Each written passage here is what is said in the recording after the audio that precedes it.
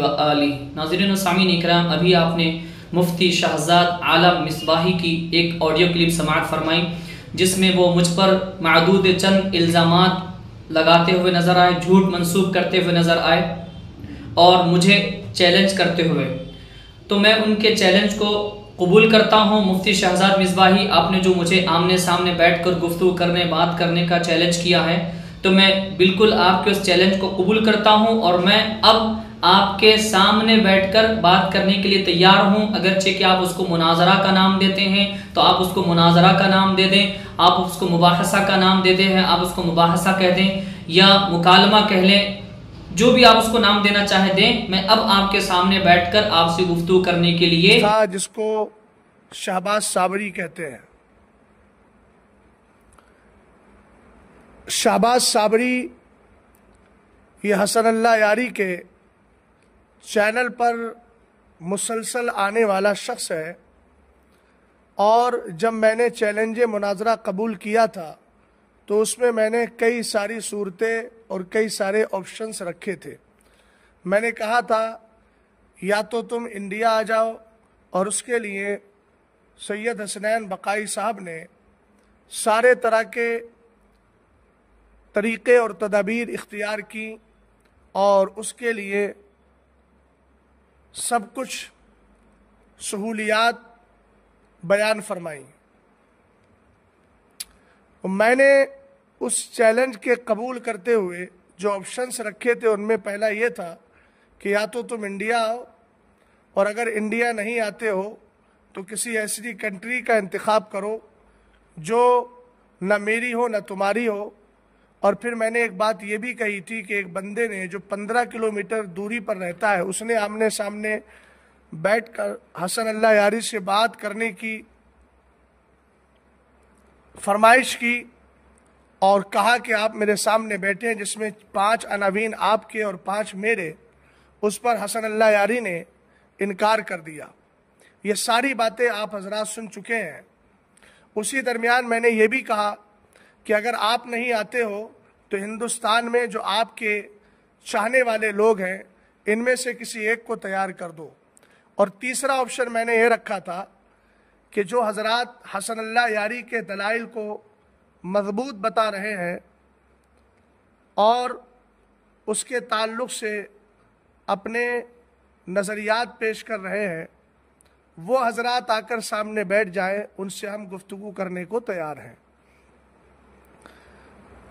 اسی گفتگو کا جو ایک حصہ تھا، جس کو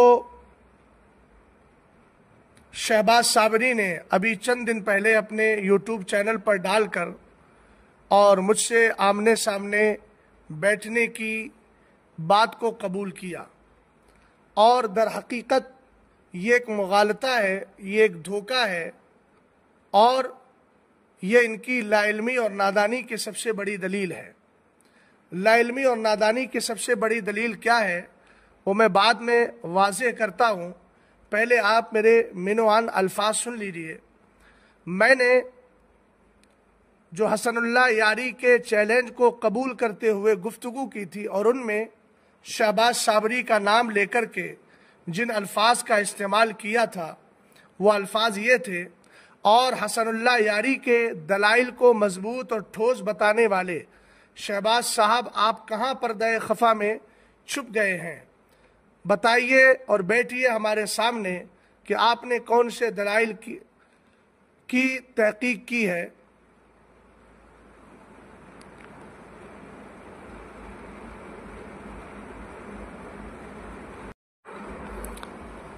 اور کن دلائل کو آپ نے مضبوط پایا ہے۔ اور اگر آپ یہ نظریہ اور اعتقاد رکھتے ہیں تو آپ بھی حسن اللہ یاری کی طرح ہی مردود زمانہ کافر و مرتد ہیں، چونکہ آپ اس کے دلائل کو مضبوط مان رہے ہیں، اور آپ نے کہا کہ میں اس کے دلائل کی تحقیق کر چکا ہوں۔ اس کا مطلب یہ ہے کہ جماعت اہل سنت کے دلائل آپ کے نزدیک کوئی حیثیت نہیں رکھتے، اور اگر یہ نظریہ نہیں ہے تو پھر آ کر وضاحت دیجئے، اور اگر نظریہ ہے تو بتائیے کب آپ سے بات چیت کی جائے۔ سب سے پہلی بات تو میں آپ کو یہ بتا دوں کہ میری اس گفتگو کو समझने के लिए अक्ल चाहिए, और ये सारी बातें वही समझ सकता है जिसने मंतिक में क़यासे इस्तिस्नाई की दोनों किस्में, इत्तिसाली इन्फिसाली, फिर इन्फिसाली की जो चंद किस्में बयान की गई, हकीकिया, मानिअतुल जम, मानिअतुल खुलू, इनका जो इल्म रखता होगा, या फिर जिसको उसूल फ़िक़्ह की ये इस्तिलाह मालूम होगी कि एक हुक्म मुअल्लक़ बिशर्त होता है। अब ये जनाब मुगालता कहाँ दे रहे हैं, ये कह रहे हैं कि मैं उनके चैलेंज को कबूल करता हूँ, वो आए और आकर के सामने बैठें और मुझे बेंगलोर बुलाने की बात कर रहे हैं, और अपने अफराद को ये बताना चाहते हैं कि देखिए मैंने चैलेंज कबूल कर लिया, लेकिन आज जनाब आने को तैयार नहीं, और जमात अहले सुन्नत की आवाम को भी मुगालता देने की कोशिश कर रहे हैं, ठीक अपने दोस्त हसन अल्लाह यारी की तरह। सबसे पहली बात तो यह है कि मैंने जो आपसे कहा था कि आइए सामने बैठिए, कब आपसे बातचीत की जाए आमने सामने बैठकर, तो जनाब आपको मालूम होना चाहिए कि मैंने इल्ज़ाम नहीं लगाया, बल्कि मैंने अपने हुक्म को मुअल्लक़ किया है शर्त के साथ। कुरान कहता है लौ काना फ़ीहिमा आलिहतुन इल्लल्लाहु लफ़सदता, कुरान कहता है लौ अनज़लना हाज़ल कुरान अला जबलिन लरअयतहु ख़ाशिअन मुतसद्दिअन मिन ख़शियतिल्लाह, कुरान कहता है वलौ शाअ अल्लाहु लहदाकुम अजमईन, कुरान कहता है व इन अहदुम मिनल मुशरिकीन इस्तजारका फ़ाजिरहु। ये सारे अहकाम मुअल्लक़ बिशर्त है, मुअल्लक़ बिशर्त में हुक्म नहीं लगाया जाता। आप जो कौम से कह रहे हैं कि मुझ पर जो है हुक्म लगा दिया और मुझ पर इल्ज़ामात लगाए हैं, मैंने इल्ज़ामात नहीं लगाए, मैंने हुक्म को मुअल्लक़ किया है कि अगर आपका ये नज़रिया और एतिक़ाद है, आप मेरी क्लिप को दोबारा सुन लें, अगर ये नज़रिया और एतिक़ाद आप रखते हैं तो आपको मैंने बैठने की दावत दी, और ये दावत मैंने नज़रिया और एतिक़ाद रखने की सूरत में दी है, और उसकी वजह यह है कि मुनाजरा, मुबाहसा, मुकालमा हमेशा जमाती मसले पर होता है, इनफरादी मसले पर नहीं होता। आप जो मुझे दावत दे रहे हैं आमने सामने बैठने की, ये इनफरादी मसला है। इनफरादी मसला, आपने मुझ पर इल्ज़ाम लगाया, आपने कहा मुझे सलाम नहीं किया जा सकता, आपने मुझे गुमराह कहा, तो जनाब मुनाजरा हो, मुबाहसा हो, मुकालमा हो, मैं ये सारे नाम इसलिए दे रहा हूं कि आप लोग जब ऑनलाइन बैठकर या किसी से फ़ोन पर बात कर लेते हैं तो उसको मुनाजरे का नाम दे देते हैं, तो आमने सामने बैठकर तो बदरजी औला ये नाम दिया जाएगा और इसका इतलाक होगा।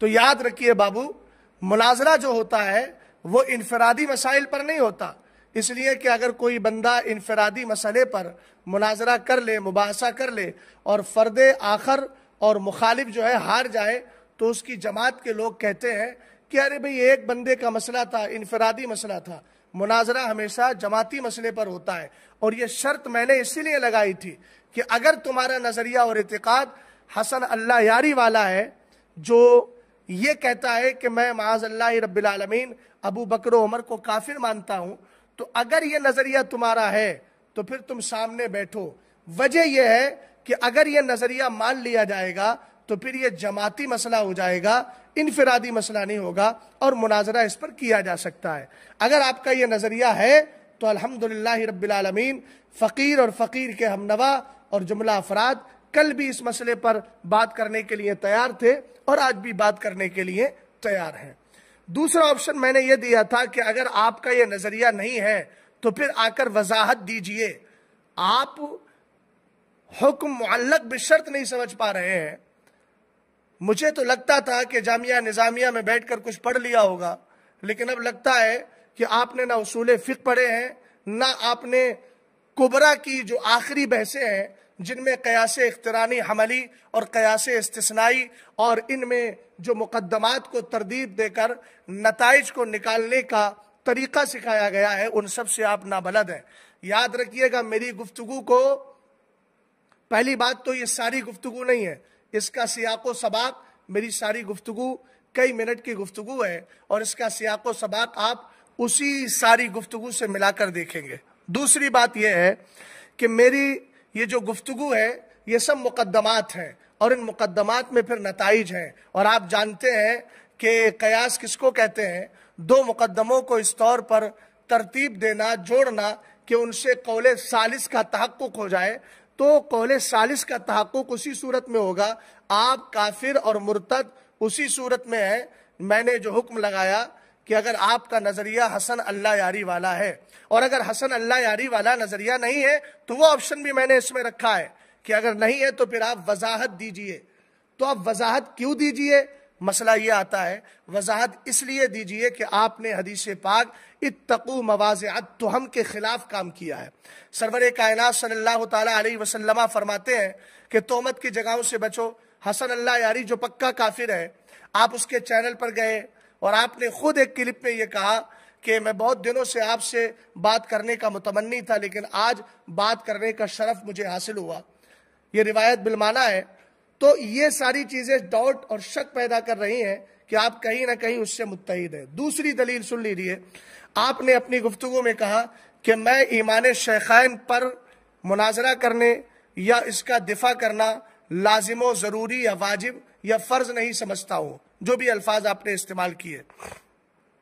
میں آپ سے پوچھنا چاہتا ہوں کہ جب آپ خود کو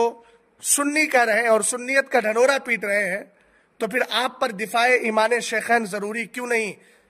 سرور کائنات صلی اللہ علیہ وسلم نے تو فرمایا، اور اس حدیث کو خطیب بغدادی کے حوالے سے السوائق المورقہ کے اندر علامہ ابن حجر حیثمی شافعی مکی نے مقدمۃ التحقیق میں ذکر کیا کہ سرور کائنات صلی اللہ تعالی علیہ وسلم فرماتے ہیں اذا زارت الفتن او البدع وسب اصحابی فلیظہر العالم علما فمن لم يفعل ذلك فعليه لعنۃ اللہ والملائکۃ والناس اجمعین لا يقبل اللہ منہ صرفا ولا عدلا۔ سرور کائنات نے فرمایا اگر فتنے پیدا ہو، بدعتیں جنم لیں اور میرے صحابہ کو گالیاں دی جائیں، ابو بکر و عمر کو کوسنے والا حسن اللہ یاری جس کے ساتھ آپ بار بار ڈیبیٹ پر آ رہے ہیں، بار بار میں کم سے کم ما فوق الواحد کے اعتبار سے منطق کے اصطلاح میں 2 بار کا اعتبار تو ہو جائے گا، آپ کم سے کم 2 بار تو اس کے ساتھ لائیو آئے ہیں، تو ما فوق الواحد کے اعتبار سے تحقق ہو گیا، اس لیے بار بار بول رہا ہوں۔ تو ہونا تو یہ چاہیے تھا کہ آپ دفاع کرتے، لیکن آپ کہہ رہے ہیں کہ میرے اوپر تو دفاع شیخین لازم نہیں۔ حدیث پاک میں ہے فَلْيُظْهِرِ الْعَالِمُ عِلْمًا، عالم پر ضروری ہے کہ اپنے علم کا اظہار کرے، اور یہ امر ہے جو وجوب کے لیے آتا ہے۔ اصول فقہ میں ضابطہ پڑھا ہوگا، اگر حکیم الصلاح کی بحث آپ نے پڑھی ہے اور دھیان سے اپنے استادوں کی گفتگو آپ نے سنی ہے، ورنہ اگر آپ اپنے آپ کو جاہل کہتے ہیں تو پھر آپ سے کوئی شکوہ نہیں ہے، اس لیے کہ جاہل اپنی بچا لے یہی کافی ہے، دوسروں کی کیا بچا پائے گا۔ اور خود کو اگر عالم مانتے ہو اور یہ کہتے ہو کہ نہیں میں عالم ہوں، تو پھر اس حدیث پاک کا جواب دیجئے فَلْيُظْهِرِ الْعَالِمُ عِلْمًا، میرے صحابہ کو گالیاں دی جائیں تو عالم پر فرض ہے کہ اپنے علم کا اظہار کرے۔ پھر آپ نے اپنے علم کا اظہار کیوں نہیں کیا؟ اور کیا اس حدیث کی روشنی میں دفاع ایمان شیخین اور دفاع ایمان شیخین آپ پر لازم ہے کہ نہیں ہے؟